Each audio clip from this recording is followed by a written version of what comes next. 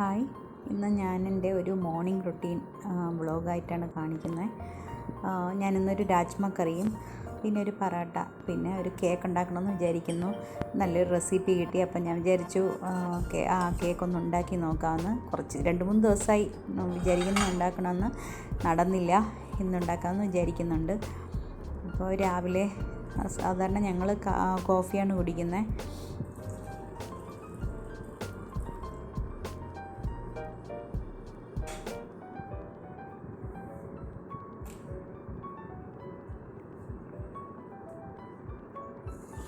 ഇതൊരു ബീറ്റ് ചെയ്യുന്ന സാധനമാണ്. ഇത് നല്ല ഈസി ആയിട്ട് നമുക്ക് കോഫി ഉണ്ടാക്കാം. നല്ല കടയിൽ നല്ല കിട്ടുന്ന കോഫി പോലത്തെ കോഫി ഉണ്ടാക്കാൻ പറ്റും. ബാറ്ററിയിലാണിത് വർക്ക് ചെയ്യുന്നത്. ഓൺലൈൻ വാങ്ങാൻ കിട്ടും. ഞാൻ ആമസോണിൽ നിന്നാണ് വാങ്ങിയത്.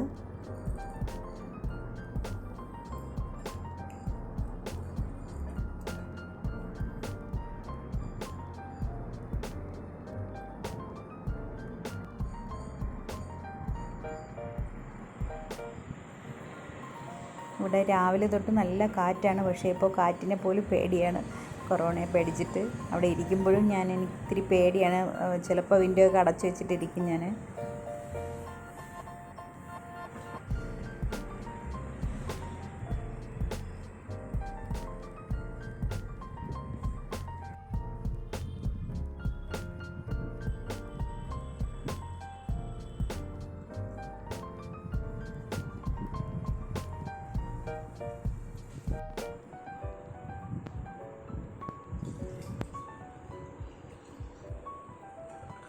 ഞാൻ രാജ്മ തലേ ദിവസം കുതിർത്ത് വെച്ചതാണ്. ഞാൻ കുക്കറിലിട്ട് ഒരു 7-8 വിസിൽ വരുന്നവരെങ്കിലും വേവിച്ചിട്ട് നോക്കണം. ഒത്തിരി വേഗമുള്ളതാണ്, നല്ലോണം വേവിക്കണം, അല്ലെങ്കിൽ ഭയങ്കര ഉറപ്പായിട്ട് കിടക്കും. പിന്നെ നിങ്ങൾക്ക് ഗ്രേവി തിക്കൻ ചെയ്യാൻ വേണമെങ്കിൽ ഇപ്പോഴേ ഒരു പൊട്ടാറ്റോ അതിൽ കൂടിയിട്ട് വേവിക്കാം. ഇത് ഞാൻ വാങ്ങിയ ഒരു തെർമൽ കുക്കർ പോലത്തെ ഒരു റൈസും മാഗിയൊക്കെ ഉണ്ടാക്കാം. കുട്ടികൾക്ക്, നമുക്ക് ഒറ്റയ്ക്ക് താമസിക്കുന്ന കുട്ടികൾക്ക് കൊടുത്തു വിടാൻ കൊള്ളാം. നല്ല ഈസിയാണ്. ഇത് ആവിയിലും കൂടെ വേവിക്കാൻ പറ്റും. അകത്ത് വെള്ളം ഇട്ടിട്ട് പുറത്ത് ഈ പ്ലാസ്റ്റിക് ഇത് വെച്ചിട്ട് ആവിയിൽ വേവിക്കാനും പറ്റും. ഞാൻ ഇഡ്ഡലി ഉണ്ടാക്കി നോക്കി. നമുക്ക് ഒരാളൊക്കെ താമസിക്കുന്നിടത്തൊക്കെ, അല്ലെങ്കിൽ കുട്ടികൾ തനിച്ച് താമസിക്കുമ്പോൾ യൂസ് ചെയ്യാൻ കൊള്ളാം. ഹാവൽസിൻ്റെ ആണ്. ഞാൻ ലുലു നിന്നാണ് വാങ്ങിയത്. പുതിയ ലുലു തുടങ്ങിയില്ലേ, അവിടെ നിന്നാണ് വാങ്ങിയത്. നല്ല ഈസിയാണ്, എളുപ്പം തിളച്ച് കിട്ടും. അപ്പോൾ രാജ്മ ഉണ്ടാക്കാൻ ഞാൻ കുറച്ച് കറിവേപ്പിലയും പച്ചമുളകൊക്കെ എടുക്കും. കറിവേപ്പില നിങ്ങൾക്ക് വേണമെങ്കിൽ ഇട്ടാൽ മതി. ഞാൻ ജസ്റ്റ് ഒന്ന് ഇട്ടെന്നേ ഉള്ളൂ. ഇത് നോർത്ത് ഇന്ത്യൻ ഫ്ലേവറിലുള്ള കറിയാണ്. കറിവേപ്പില വേണമെങ്കിൽ ചേർത്താൽ മതി. ഞാൻ പറാത്തയ്ക്ക് ഇപ്പം തന്നെ കുഴച്ച് വയ്ക്കുകയാണ്. നിങ്ങൾ മൈദ മാത്രം യൂസ് ചെയ്യുകയാണെങ്കിൽ ഒരു 3 മണിക്കൂർ മുന്നേ കുഴച്ച് വയ്ക്കണം. ഇതിൽ ഞാൻ ഒരു മുട്ടയും 1.5 കപ്പ് വീറ്റ് ഫ്ലവറും 1/2 കപ്പ് മൈദയും ഞാൻ ചേർക്കുന്നുണ്ട്. വീറ്റ് ഫ്ലവർ അത്ര കൊള്ളൂല, അതുകൊണ്ടാണ് ഞാൻ ഇത്തിരി മൈദ ചേർത്തത്. പിന്നെ കുറച്ച് പാലും കുറച്ച് പഞ്ചസാരയും ഉപ്പും കൂടി ചേർത്ത് നന്നായിട്ട് കുഴച്ചെടുക്കണം. ചൂടുവെള്ളമാണ് ഞാൻ ഒഴിച്ച് കുഴയ്ക്കുന്നത്. അപ്പോൾ നിങ്ങൾ മൈദയാണ് ചേർക്കുന്നതെങ്കിൽ നല്ല ചൂടുവെള്ളം ചേർത്ത് കുഴച്ചാൽ നല്ല സോഫ്റ്റായിട്ട് കിട്ടും.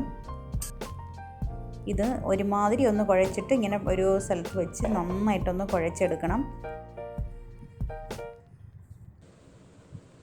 ഇനി രാജ്മ ഉണ്ടാക്കാനായിട്ട് ഞാൻ കുറച്ച് സൺഫ്ലവർ ഓയിൽ ഒഴിച്ചു. പിന്നെ അതിലേക്ക് കുറച്ച് ജീരകവും ബേ ലീഫ് കുറച്ചിട്ടു. നിങ്ങൾക്ക് വേണമെങ്കിൽ മുഴുവനായിട്ടുള്ള പട്ട, ഗ്രാമ്പു, ഏലക്ക വേണമെങ്കിൽ ഇടാം. ഗരം മസാല ചേർക്കുന്നതുകൊണ്ട് ഞാനിത് ഇട്ടില്ല.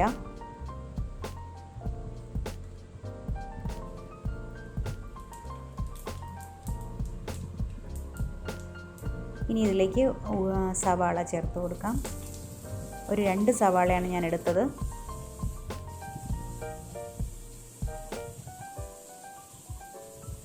മോനോട് വാഷ് ചെയ്യാൻ പറഞ്ഞപ്പോൾ അങ്ങനെ അവൻ്റെ കപ്പ് മാത്രം കഴുകാണ്.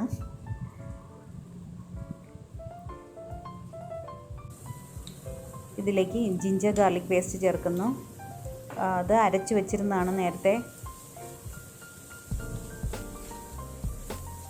ഞാൻ ഈ പൊട്ടറ്റോ ഇതിൽ ചേർക്കുന്നത് ഞാൻ ഒരു ഗ്രേവി തിക്കൻ ചെയ്യാൻ വേണ്ടിയിട്ട് മാത്രമാണ്. അത് ഗ്രേവി നല്ല തിക്കായി കിട്ടും. അതിനെ ഉടച്ചങ്ങ് ചേർക്കണം. അതല്ലെങ്കിൽ മുഴുവനായിട്ട് നിങ്ങൾ വേവിച്ചിട്ട് പിന്നെ ഉടച്ച് ചേർത്താലും മതി.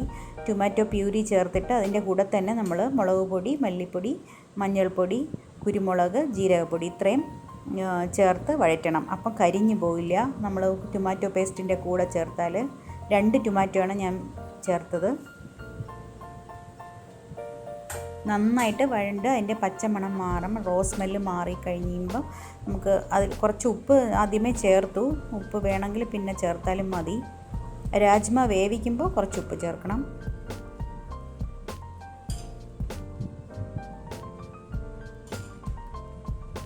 ഇത് നന്നായിട്ട് തിളയ്ക്കണം. രാജ്മ വേവിച്ചിട്ടല്ലേ നമ്മളിടുന്ന, അതുകൊണ്ട് നന്നായിട്ട് തിളയ്ക്കണം. ഇത് നിങ്ങൾക്ക് വേണമെങ്കിൽ വഴറ്റിയിട്ട് രാജ്മ ഇട്ട് കുക്കറിൽ വേവിച്ചെടുക്കാം.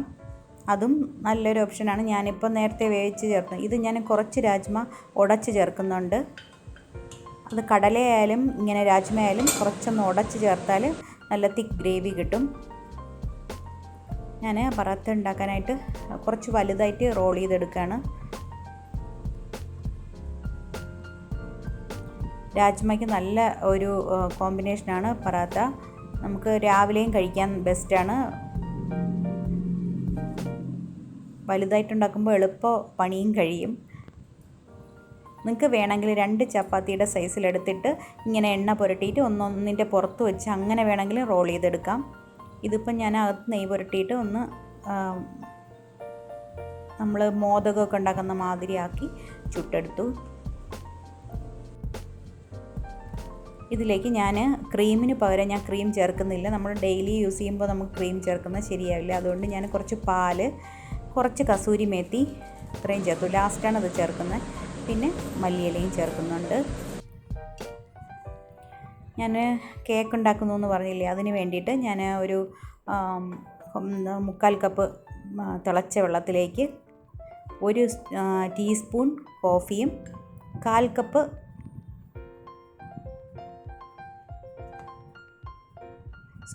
അര കപ്പ് കൊക്കോ പൗഡറും ചേർക്കുന്നുണ്ട്.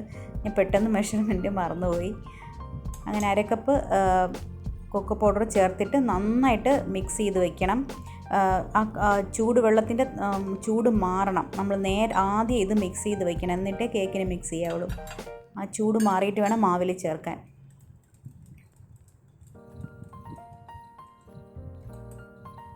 ഇനി മാവിലേക്ക് ഒരു 1/2 സ്പൂൺ ഉപ്പും ഒരു 2 teaspoon baking soda, 1/4 teaspoon baking powder ഇത്രയും ചേർക്കണം. 2 ടീസ്പൂൺ ബേക്കിംഗ് സോഡയാണ്, തെറ്റിപ്പോകരുത്. Baking soda 2 teaspoon, 1/4 teaspoon baking powder. Baking powder ഇട്ടില്ലെങ്കിലും കുഴപ്പമില്ല. പിന്നെ 7 മുട്ടയാണ് ഞാൻ യൂസ് ചെയ്യുന്നത്. അതിൻ്റെ എഗ് വൈറ്റും യോക്കും സെപ്പറേറ്റ് ആക്കിയിട്ട് എഗ് വൈറ്റിലേക്ക് ഒരു 1/4 കപ്പ് പഞ്ചസാര ഇട്ട് ഞാൻ ബീറ്റ് ചെയ്തെടുക്കുകയാണ്. അത് കുറേശ്ശെ ചേർത്തിട്ട് ഞാൻ 2 പ്രാവശ്യമായിട്ട് ചേർത്തത് 1/2 കപ്പ് 1/4 കപ്പ് അങ്ങനെ ചേർത്ത് 1/4 കപ്പ് ചേർത്ത് നമ്മൾ അതിലേക്ക് ലൈം ജ്യൂസ് അല്ലെങ്കിൽ കുറച്ച് വിനെഗർ ചേർത്തിട്ട് നന്നായിട്ട് ബീറ്റ് ചെയ്യണം. കുറേ സമയം ബീറ്റ് ചെയ്താലേ വൈറ്റ് നന്നായിട്ട് പതഞ്ഞ് പീക്കായിട്ട് കിട്ടുള്ളൂ.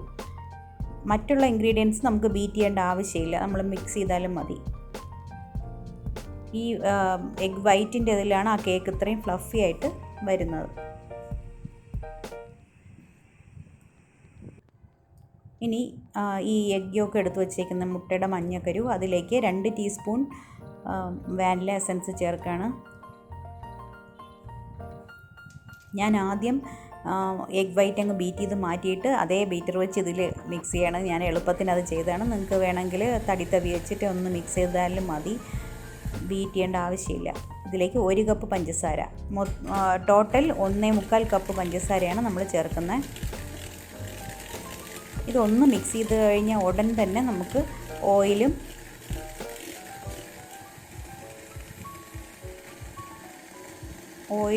എളുപ്പം അത് മിക്സ് ചെയ്ത് കിട്ടാൻ പാടാണ്. കുറച്ച് നേരം ഒന്ന് അടിക്കുമ്പോൾ അതൊന്ന് മിക്സ് ആയിക്കോളും. പിന്നെ അതിലേക്ക് മാവ് ചേർക്കാം. നമ്മൾ ഇത്ര 4 എണ്ണം നന്നായിട്ടൊന്ന് മിക്സ് ചെയ്ത ശേഷം മാവ്. ഇനി നമ്മൾ ഒരുപാട് ബീറ്റ് ചെയ്യരുത്, പതുക്കെ വേണം ഫോൾഡ് ചെയ്തെടുക്കാൻ. മാവ് ഒരു 3 പ്രാവശ്യമെങ്കിലും നമ്മൾ അരിച്ചെടുക്കണം, എന്നാലേ എല്ലാം മിക്സായി കിട്ടൂ. ഈ മാവ് ചേർക്കുന്നതിൻ്റെ ഇടയിൽ തന്നെ കൊക്കോ മിക്സ് നമ്മൾ ചേർത്ത് കൊടുക്കാം. നമ്മൾ കൊക്കോ കലക്കി വെച്ചിരുന്നത് നമുക്ക് ചേർത്ത് കൊടുക്കാം. അതിൻ്റെ ചൂടൊക്കെ മാറിക്കഴിഞ്ഞിരിക്കും അപ്പോൾ ചേർത്ത് കൊടുക്കാം.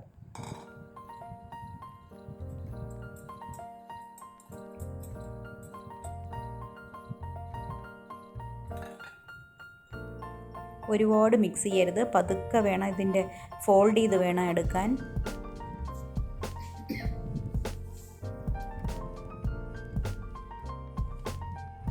ഇനി എഗ് വൈറ്റ് കുറേശ്ശെ മിക്സ് ചെയ്ത് ആദ്യം നമ്മൾ ഒരു 2 സ്പൂൺ എഗ് വൈറ്റ് അതിലേക്ക് ഇട്ട് ഒന്ന് അതിൻ്റെ ആ മിക്സ് ഒന്ന് ലൂസാക്കി കൊടുക്കണം. എന്നിട്ട് ബാക്കി നമുക്ക് ഫോൾഡ് ചെയ്തെടുക്കാം.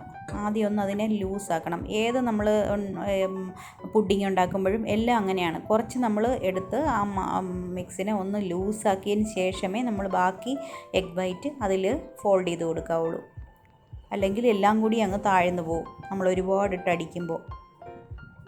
എഗ് വൈറ്റിൻ്റെ ആ ഒരു ഫ്ലഫി ആയിട്ടിരിക്കുന്ന അതിലാണ് കേക്ക് സോഫ്റ്റായിട്ട് വരുന്നത്.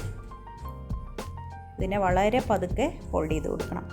എന്നിട്ട് ഈ കേക്ക് ടിന്, ഇതൊരു വലിയ കേക്ക് ടിന്നാണ്, എന്നിട്ടും ഇത് നിറഞ്ഞു. 7 മുട്ട വെച്ചിട്ട് ശരിക്കും വലിയ ഒരു കേക്കാണിത്. നിങ്ങൾക്ക് ഇതിൻ്റെ ഹാഫാക്കി വേണമെങ്കിൽ ഉണ്ടാക്കാം.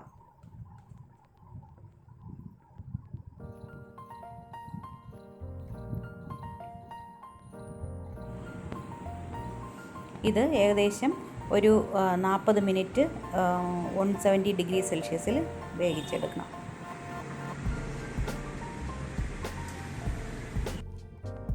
കേക്ക് റെഡിയായി. മോൻ പറഞ്ഞത് അതിനെ ഒന്ന് ഐസിങ് ചെയ്യണമെന്ന് പറഞ്ഞു. ഞാൻ ഐസിങ് ചെയ്യുന്ന കാണിച്ചിട്ടില്ല. അതിൻ്റെ ഐസിങ്ങിൻ്റെ റെസിപ്പി വേണമെന്നുണ്ടെങ്കിൽ ഞാൻ ഡിസ്ക്രിപ്ഷനിൽ ഇടാം. ഞാൻ അങ്ങനെ ഐസിങ് ചെയ്തു. നല്ല സോഫ്റ്റ്, നല്ല ഫ്ലഫി ആയിട്ടുള്ളൊരു കേക്കാണ്. ഈസിയാണ് ഉണ്ടാക്കാൻ. ബീറ്റ് ചെയ്യേണ്ട ആവശ്യമില്ല ഒത്തിരി. നമ്മൾ ബട്ടർ വെച്ചുണ്ടാക്കുമ്പോൾ ഒത്തിരി ബീറ്റ് ചെയ്ത് ഒരുപാട് കഷ്ടപ്പാടാണ്. ഇതിന് അത്രയും കഷ്ടപ്പാടില്ല. വളരെ സോഫ്റ്റ്, നല്ല ടേസ്റ്റ് ആയിട്ടുള്ളൊരു കേക്കാണ്.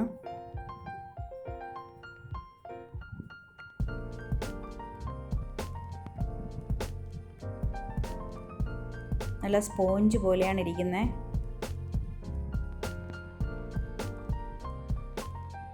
അപ്പോൾ ഇന്നത്തെ വീഡിയോ എല്ലാവർക്കും ഇഷ്ടമെങ്കിൽ ലൈക്ക് ചെയ്യുക, സബ്സ്ക്രൈബ് ചെയ്യാത്തവർ സബ്സ്ക്രൈബ് ചെയ്യുക. നല്ലൊരു വീഡിയോയുമായി കാണാം.